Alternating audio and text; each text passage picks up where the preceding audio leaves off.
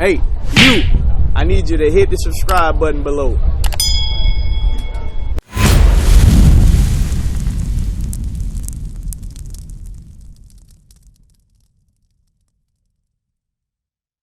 What's the question, bro? Okay, all praise. I listen to you guys all the time. I study and all of that stuff. But my issue is, to me, I'm a sinner. I'm a sinner. And I just don't feel worthy to come around y'all and have fellowship because I'm still Because you said you had to go to the store. I just don't feel comfortable just going in God's presence with His saints. And I need to know what am I supposed to do to have stuff. Because that, to me, that's what I'm missing. That's what I need. Fellowship, but because of the sin that I'm feeling, the guilt and the shame that I'm feeling right now, don't allow me to like. But that should push you, that guilt should push you, your conscience should push you to want to be around them. Because remember, even with anything out here, just say like somebody out here in a 12-step program, whether it be alcohol, drugs, adultery, sexaholic, whatever the kind of holics they want to put out here, right? You do that by what? A support system, right? So that's the only way you're going to get over those alcoholic or whatever the holics is, all the holics 12-step programs they got out there. You're only going to get over that stuff with a support system, with help. You can't do it by yourself. They tell you right there. Even Esau knows you need help. See what I'm saying? So the only way you're going to do that is to be around your brothers and sisters. Let me show you something quick. Hold what you got. Give me, I think it's in James.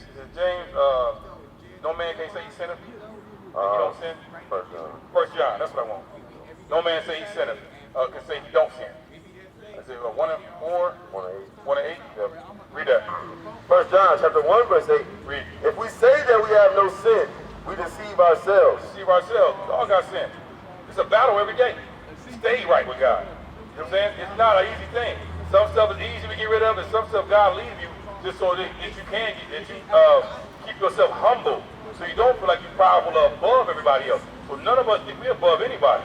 We still on this earth right now in captivity.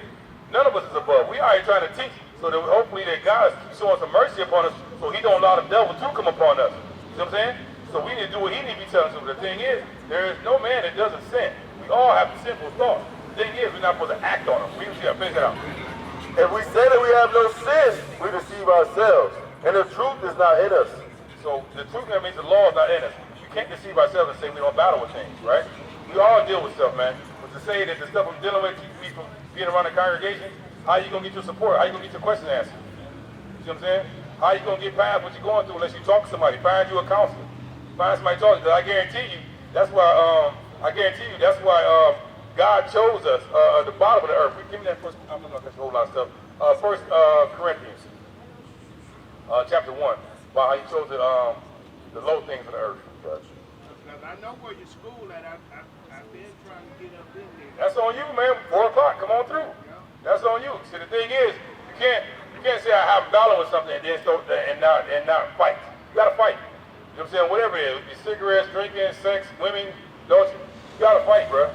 You know what I'm saying? Remember the thing you gotta realize is that the schools are set to teach, but it's also a hospital. You know, people come in with all kind of problems. You know what I'm saying? They come with all kind of problems. So we try to give you the scriptures to help you to meditate on, so you can learn how to get out of the problem that you're in. Because everything is in the Bible. This is why God chose us to come out here. How you doing, black man? You got a flyer? Give me a flyer. We are trying to teach our people who they are according to the Bible. You know your nationality according to the Bible, or according to the world? You know your nationality according to the Bible or according to the world? I know, I'm a Christian. You're a Christian? That's not a nationality though, sir. You said all races? Okay, all races. See, some people gotta accept their fate. There's nothing you can do about it. You come out here and tell them what's going on, try to get some understanding. They walk away, they walk away. There's nothing we can do about that. We're doing our job. Now that man's blood is on his hands, and we try to talk to the brother. He said he's straight, he said he's a Christian, that means he's lost, right? That's his point. He signed his own fate, right? Right. And how come me personally, when they ask me about my friends, little boxing training today. why you are get so mad, like to me it's like they don't even want to hear nothing. Right, what you got? 1 Corinthians chapter 1, verse 26. Read. For ye see your calling, brethren, how that not many wise men after the flesh, not many mighty, not many noble are called. So he didn't call the people to Jesse James of this world and Reverend Al Sharpkins. And all. He didn't call them. He didn't tell them, listen, I'm going to give y'all the word so y'all can go out there and teach the people. They living in a whole different stratosphere than the rest of us living. They living good. They got money. They act like they're activists and fight for us, but they fighting for the dang on selves and their line, their lineage and their bloodline. Because you know it's Jesse Jackson and his kids. They all getting jobs and councilmen and all kind of stuff. They setting their kids up for succession in Esau's world. You see what I'm saying? They're setting kids, so he didn't call them because they're not for the people. Nothing they say or do is for the people. It's all to benefit them and their lives. They don't give a damn. They didn't give a damn about Martin Luther King when he was alive. They just seen an opportunity to maybe get something out of it on the back end. You see what I'm saying? So we gotta realize when God says, I didn't call those that's already normal in this world who have a name or reputation. Read on. But God hath chosen the foolish things of the world to confound the wise. So he chose the foolish things of this world. What's the foolish things of the world that he taught to confound the wise? He took us off the streets. The lowly people that they call are nothing, they garbage and gutter. He said, I'm going to take them because they're called the foolish in this world. I'm going to put my scriptures in them and raise them up and make them wise and send them out to go teach them. Why? Because we'll be able to understand where our people come from better than the Reverend Al Jackson and the Jesse James, or Jesse Jackson, whatever his name is. You know what I'm saying? Because they're living in a whole different world. The world we live in, we live in a world of poverty. We live in a world of struggle. They don't struggle. So why go get them to come to us? No, they're going to try to figure out how they can line their pockets again with some more money. He said that he wants the people that's in the gutter to come out and talk to the people in the gutter. Why? Because we can relate to whatever struggles you're going through. There's nobody in the school in IUIC who has not been through any struggle you can name in this world and overcome it. You see what I'm saying? So that's why he chose it, because when you go out and try to get your counselor and get your scriptures to help you apply the ones you're supposed to memorize and apply. So when those things happen to you that you're dealing with, you can fall back on your mind on the scriptures that God told you to meditate on to keep you from doing those things. And then you have what? A brother and a sister to call and lean on. Now give me Ecclesiastes. Ecclesiastes chapter 4, verse 9. 4 o'clock. 4 o'clock. Read that. 2 are better than one. What? 2 are better than one. Stay by myself. 2 are better than one. I'm going to deal with things in my own time, in my own way, because I'm scared to come around other people because I don't want them to know what I'm going through, because I don't want to get saved for myself. 2 are better than one. Read. Because they have a good reward for their labor. Because they have a what? A good reward for their labor. I get a reward by helping you. You get a reward by you understanding who you are and living your life right, and a chance and a shot at getting the kingdom. That's right. That's 2 rewards. That's a double whammy. Right? Read it. For if they fall, the one will lift up his fellow. What happens?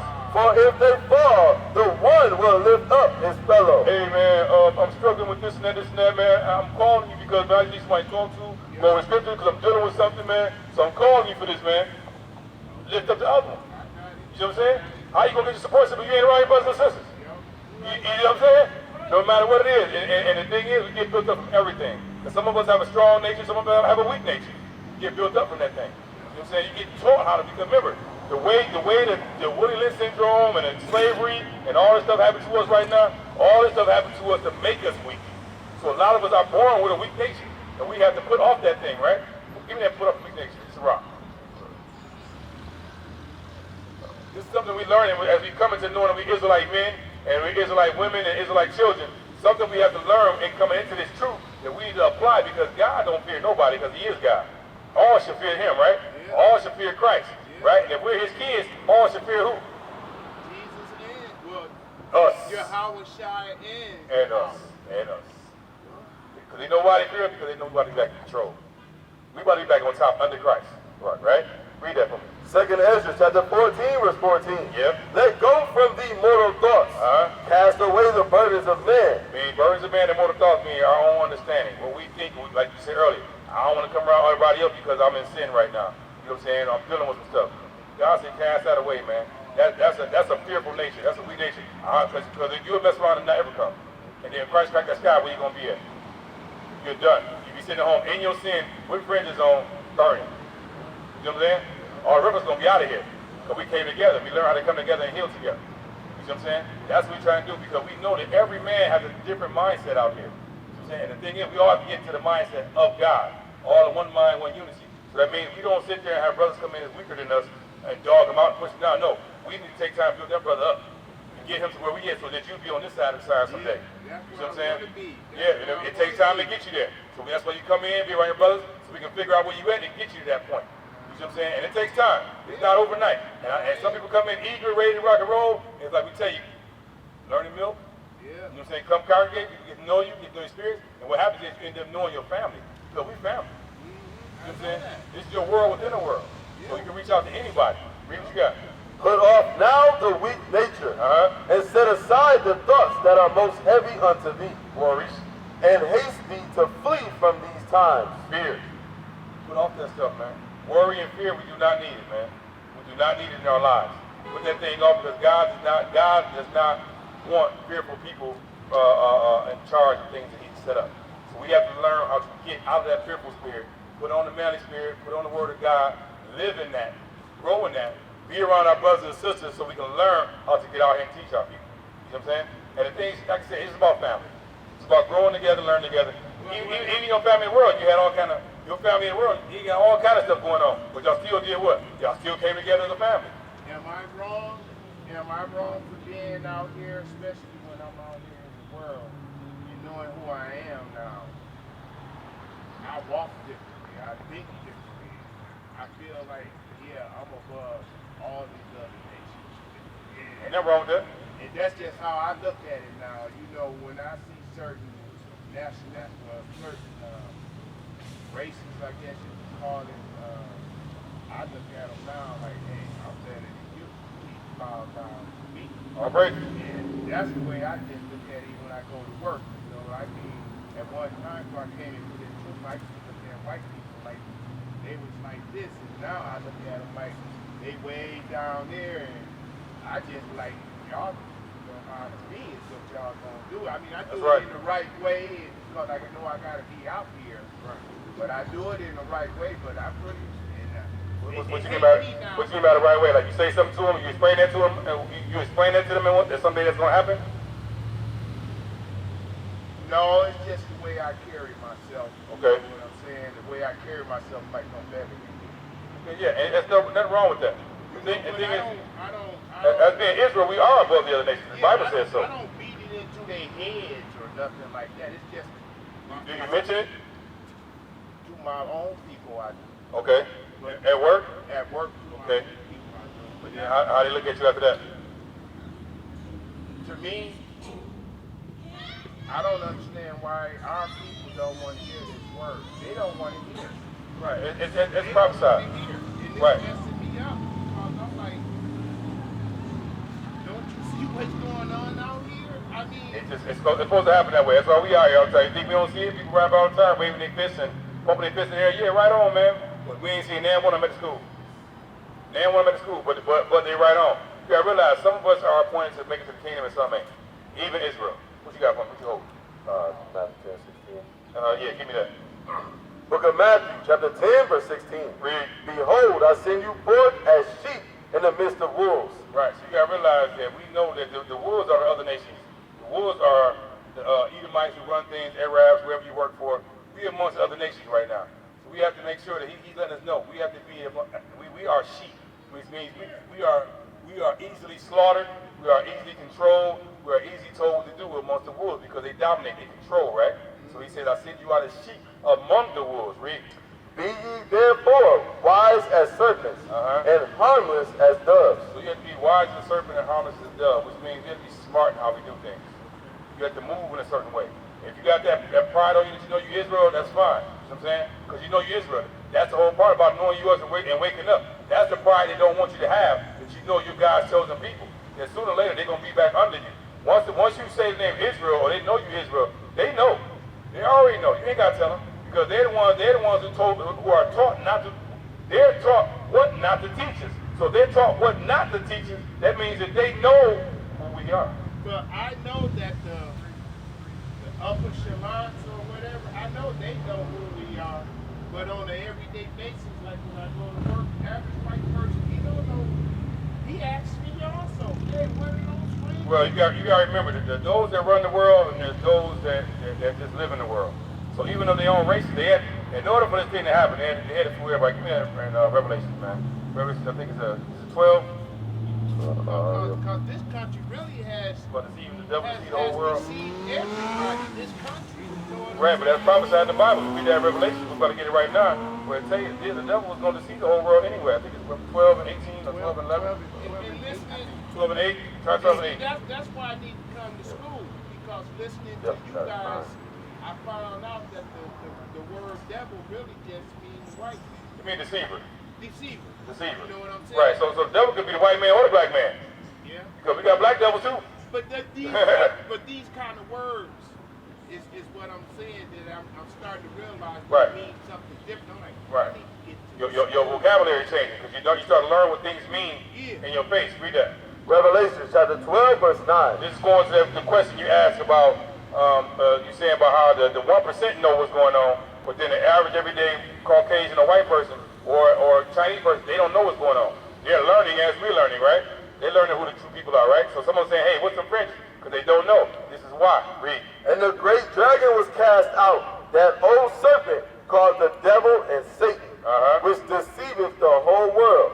He was cast out into the earth, and his angels were cast out with him. Right, so the devil, the Satan, everybody that follows the doctrine of Satan, the devil, which means anything against God.